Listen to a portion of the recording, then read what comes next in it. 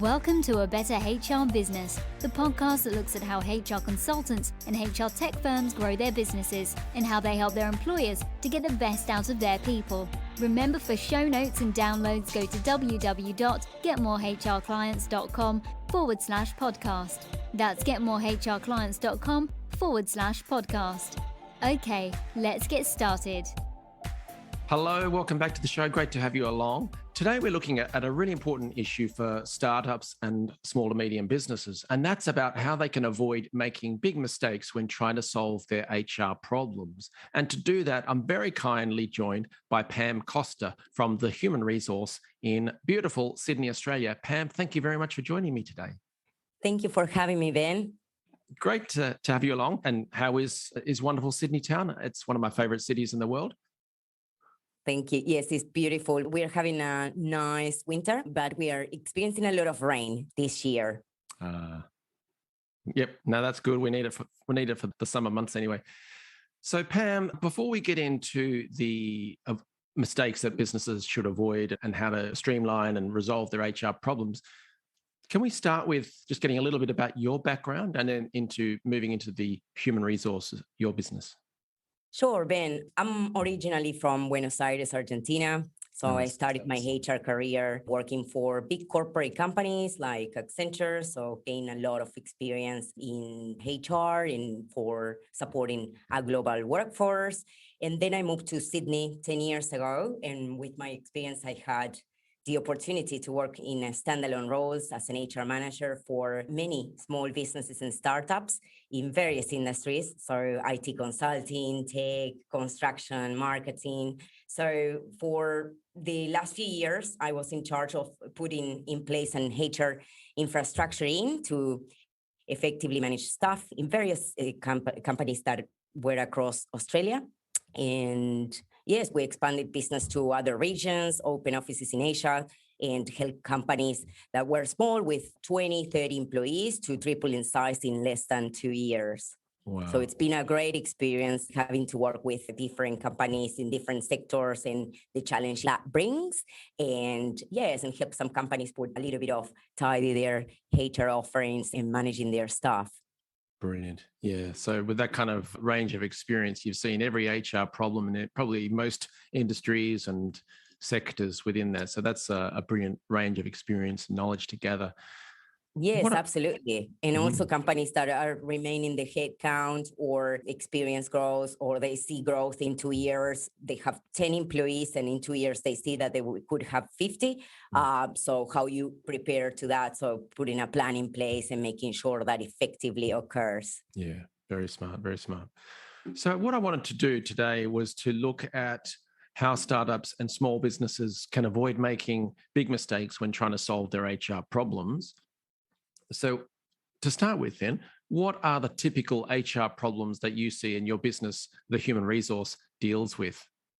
Yes, look, many clients are struggling, and especially at the moment with the tough market that I think is experiencing globally. Many companies are having the big issue of having to fill in roles and taking very long to be able to find people. So either they put a job in one of the channels, in one of the job boards, and there are no applicants, or there are many applicants, but they're poor quality candidates. And the cost of per hire becomes really very expensive. So simply put, the cost per hire is the budget that you spend on making a hire. So it takes you long and it takes a lot of time. So what we did for various clients lately is put a system in place so we can take you through the process and train everyone in the business to make sure that they have a good workflow of their recruitment. We provide them with marketing strategies as well to gain better quality of candidates and to, in the end, also reduce that cost per hire. So filling the gaps,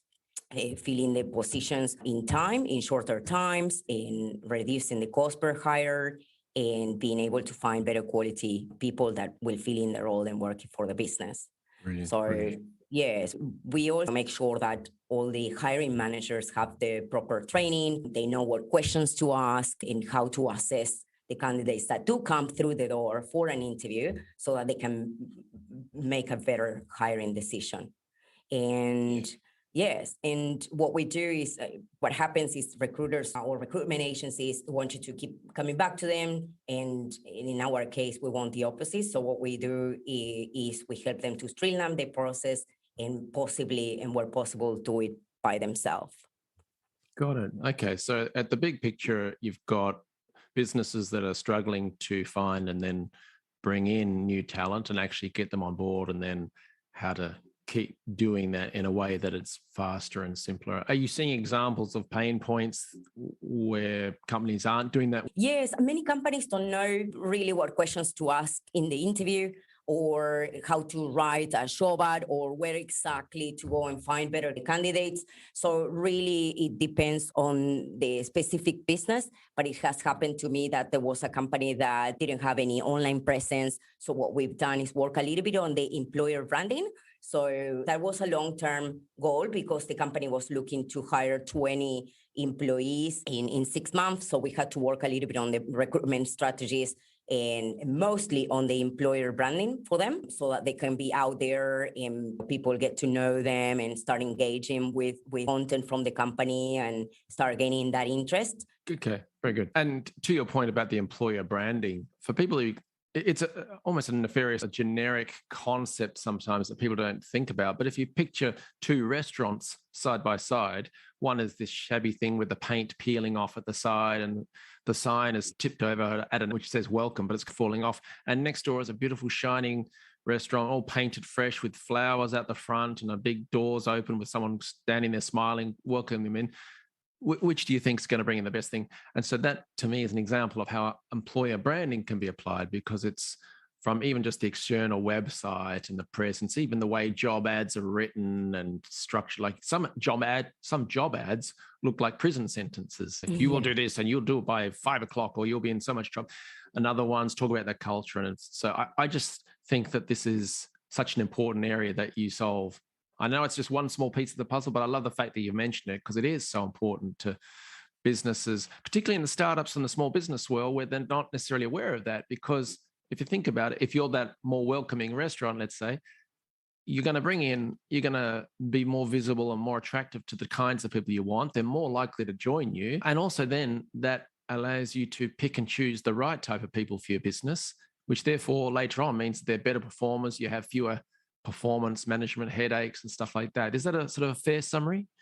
Yes, absolutely. So obviously many clients come and they need to fill in a position for yesterday. Some others have the capability to wait for a bit longer. So really you've got to resolve that problem. So what are some of the ways that startups and small businesses try to solve their HR problems? I know we've talked mostly about the attraction and retention, but maybe there's other HR problems that they face, whether that's performance management or other stuff.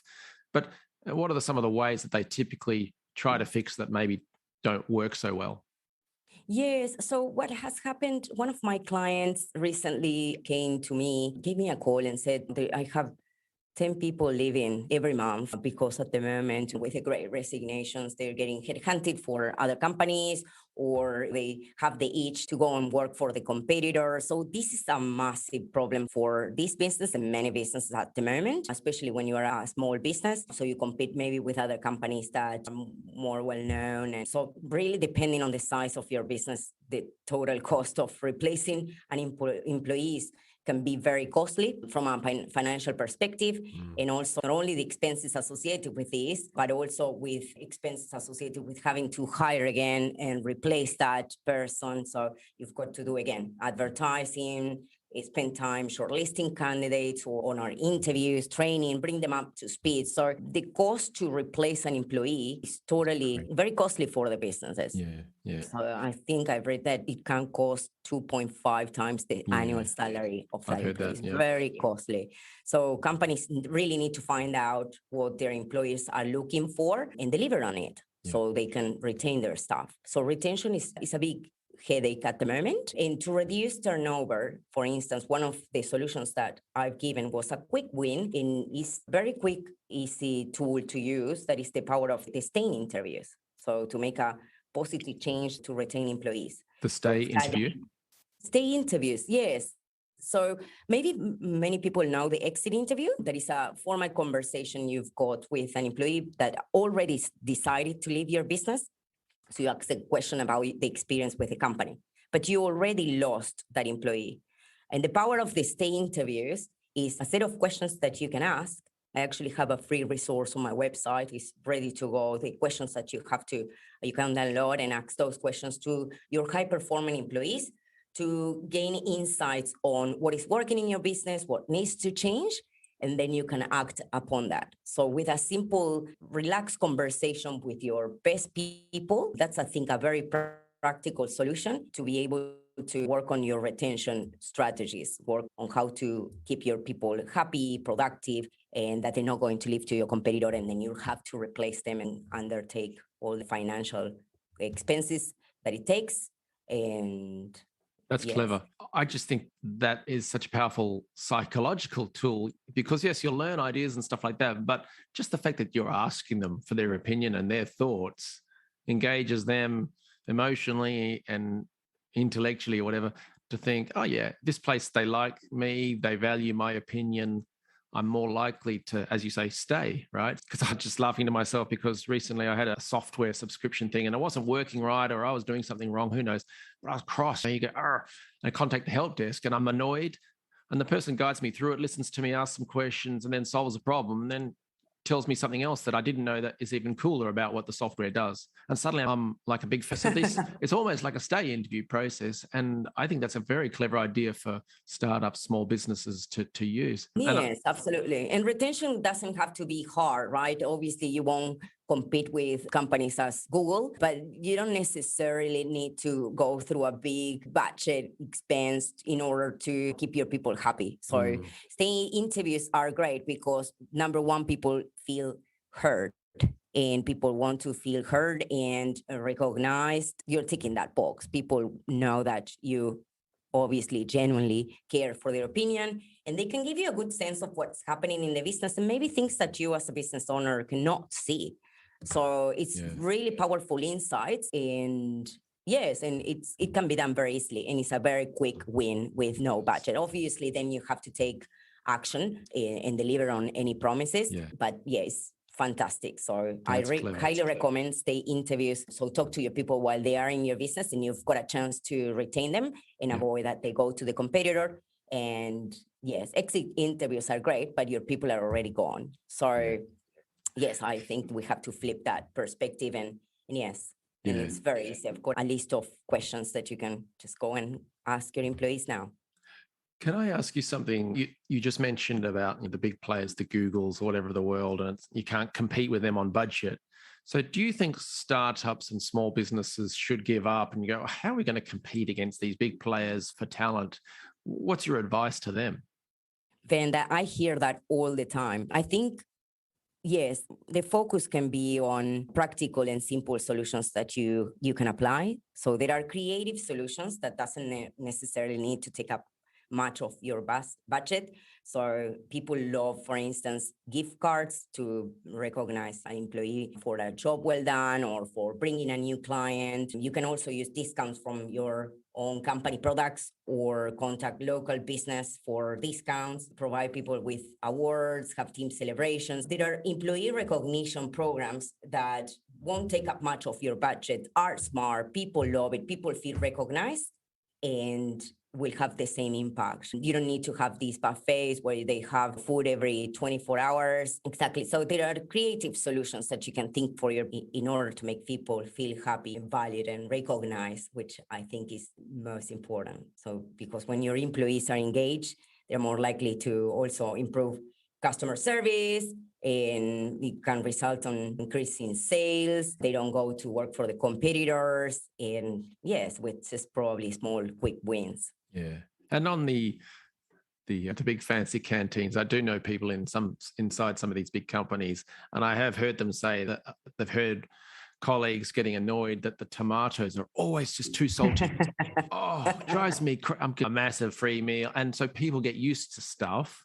They get used to free stuff. And so it becomes a conditioning point. So it's actually not necessarily the massive motivator that people may think it is. And then secondly, the other big point is the fact that people are just a tiny number a cog in a wheel and a giant wheel when they're in these big, massive companies. But in the businesses that you work with, I know the stuff that you talk about with the stay interviews and the processes that you do, you're helping startups and small businesses make sure that each person understands that they play a big part in a small business. And so there's a sense of pride and motivation that comes with that, I think, anyway. What do you think?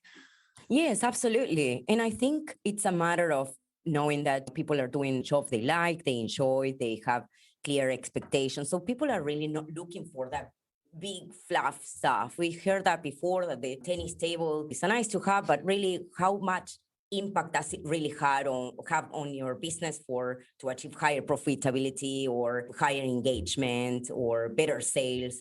The reality is people are looking for being able to be recognized for the job well done, being in a place that there is a nice environment, there is clarity on expectations. So I think people are really looking for this and they're not going for that big buffet. Maybe it's a nice thing to have, but not necessarily the impact that it really has on the bottom line. I don't think competes with really other solutions that are more simple.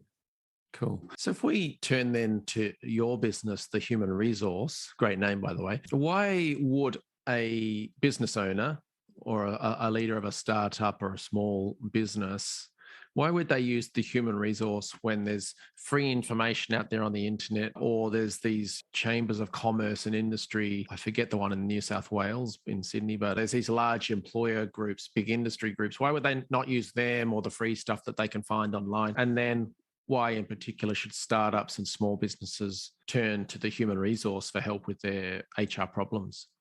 Sure, that's a great question. Actually, I think this happens a lot. Sometimes small business owners rely on the office manager or all these available resources that are online or free. The reality is that the time that it takes you to get to the solution, to the answer, is incredible. You don't have that time to waste. Probably might not be the right solution, and you really need an expert on your side to cover all the aspects of the particular problem you're trying to resolve. So it's a bit more complex than just finding a free template online. So the reality is, depending on where you see your business going, if you have, for instance, say 3 to 10 employees, and you will stay like that, you can have an HR consultant that you can call to ask questions occasionally or help you with comply with employer-related laws, which is very complex. In Australia, we have 100 modern awards to apply. So when you're making the decisions, you really need to know what you're talking about. So to resolve a particular problem is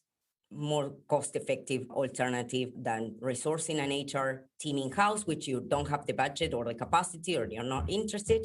So yes, if you have 3 to 10 employees, a cost-effective option is call the HR consultant. Is an expert, will resolve that problem for you, and you can call to ask any questions whenever you need it. Yeah. And a couple of points to add to that, if I may, because when I was at university, I was on one of those free government phone lines that people rang if they wanted to know about what to pay someone, what are the pay rates, how do they fire someone, what conditions are required to let someone have time off, whatever it was. But I didn't know what I was doing. I was a student in the university. I was studying this stuff. So I would sit there, I would put someone on hold, and I'd quickly get out the legislation. I'd look through, and after a while, I knew where to look. But that's what you get when you call free. You get a student who's doing research madly, and hopefully I've learned a bit more since then. But anyway, equally at the industry association level, they just have nicer offices. They've still got people like me who maybe have now graduated from university and they can look up stuff faster, or they've now memorized it,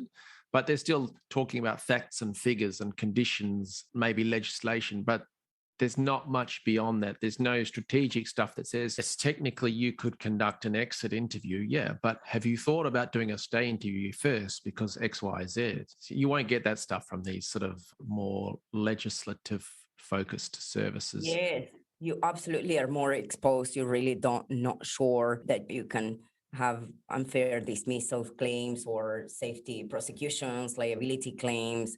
So it goes more than just finding a template and a quick solution. You have to, when you make any employment related decisions, without following a policy or understanding the legislation or best practices, there is a likelihood of being exposed to to legal risks. And to the point you just said there about best practices, what that means in practicality for an employer, for people listening, best practices is a phrase, but what it means is, let's say the human resource sees a problem in your business and then realizes we've just solved that business in 3 other locations.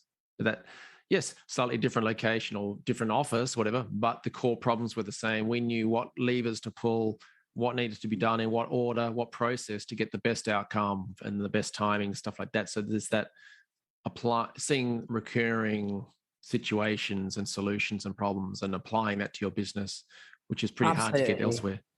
Absolutely. You can count on calling an expert at any time needed to give you that advice that is going to be spot on, save you time, and make sure that you're following the right procedures, that you're not exposed to any legal issues. And yes, and that also is the best practice, as you're saying, is the way of doing things, the best way of doing things in comparison with competitors or with the industry. Yeah. So if I turn to a slightly different direction, then I'm an HR guy, but I'm also a marketing nerd. I'm curious, what kind of stuff you're going to do to get the word out about the human resource further? And also attached to that, you mentioned that you've got a stay interview guide. What other kind of resources do you have that startups and small businesses might be able to get from you today for free to learn more?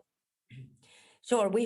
I've selected the top 5 issues that I hear from my clients constantly and from problems that the market is experiencing at the moment. So most of the companies have high employee turnover. Everyone's going to the competition, or how do you work on your retention strategies? So I created it. We share the stay interview questions, so they're ready to go. You can download and start interviewing and having conversations around coffee with your best people, with your high-performing employees, so you can gain these insights, as we were saying before. Then we shared a guide to manage underperform when you have an employee that is underperforming and that is not doing a good job. So this is a big time. This is a recurrent headache that business owners have, having someone with poor performance. And what always happens is that many managers tend to avoid dealing with poor performance. I see managers waiting too long to raise performance concerns with an employee, or they try to put off